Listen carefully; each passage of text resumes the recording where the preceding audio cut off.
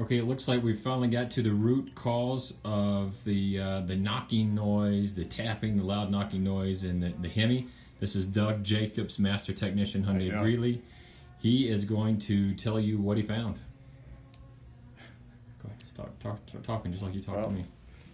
We got a number 8 cylinder cam lobe. Right there. The lifter seized and caused that.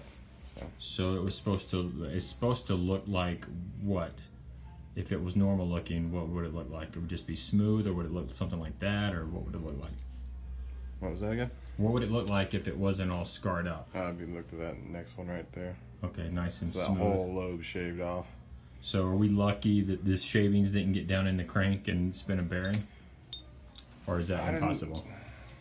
I didn't see any metal in the pan, so I wonder. And when I took it apart, the whole thing has been apart before, so okay. I'm wondering if they dropped the pan and tried to figure it out and took the metal out, because there was not a drop of metal in that pan. Right. So and then just put it back together and said, "Hey, let's get rid of it." Probably got rid of it. Okay. So Doug will have this car back together in a few days, maybe a few hours, and then we'll do another video and show you guys how the car is running.